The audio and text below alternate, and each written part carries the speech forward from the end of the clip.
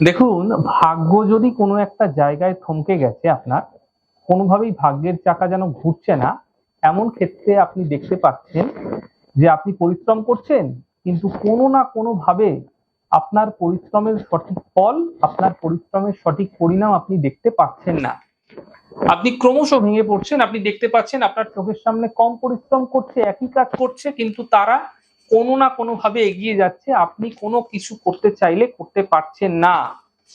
এমন ক্ষেত্রে একটি ছোট্ট উপায় আপনাদের বলছি, এটি আপনারা করতে পারেন। এই উপায়টি আপনাকে শুক্রবার দিন করতে হবে, সন্ধ্যাকালে করতে হবে। শুক্রবার দিন সন্ধ্যাকালে যে কোনো তালা চাবির দোকানে চলে যান এবং সেখানে গিয়ে এক দামে একটি তালা চাবি কিনে নিয়ে চলে আসুন। মাথায় রাখবেন, তালাটি যখন আপনারা ক্রয় করবেন, কিনবেন, ঠিক সেই সময় দোকানদার যেন চাবি দ্বারা তালাটিকে খুলে না ফেলে। আপনি দোকান থেকে তালা চাবি কিনে সোজা বাড়িতে নিয়ে চলে আসবেন। রাস্তায়, পথে, কোনো জায়গায় কারোর সঙ্গে কোনো কথা বলবেন না। এক দামে তালা কিনবেন, দরদাম করবেন না, মাথায় রাখবেন। এরপর শুক্রবার রাত্রেবেলা শোবার সময় মাথার কাছাকাছি অথবা তোশকের নিচে বা বালিশের নিচে তালাটিকে রেখে ঘুমিয়ে পড়ুন। সকালবেলা ঘুম থেকে উঠে কারোর সঙ্গে কোনো কথা না বলে প্রথমে তালাটিকে সেখান থেকে বের করে সরিয়ে উঁচু কোনো জায়গায় রেখে দিন।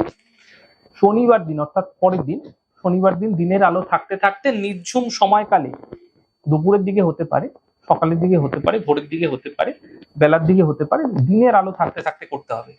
যে সময় মানুষের আনাগোনা কম থাকে, এরকম সময় তালাটিকে কোনো মন্দিরে ফুল, মালা, মিষ্টি সহযোগে দিয়ে আসুন। ধূপ দ্বীপ দিতে পারেন। এই ছোট্ট প্রক্রিয়া করে দেখুন, যে কোনো মন্দিরে দিতে পারেন, আপনার যেই মন্দির ভালো লাগে সেই মন্দিরে আপনি দিয়ে আসুন। দেখুন, নিশ্চিতভাবে বলছি, সুফল আপনার জীবনে মিলবে। আপনার ভাগ্যের চাকা যেরকম থমকে গেছিল তা আবার চলতে শুরু করতে দেখতে পাবেন।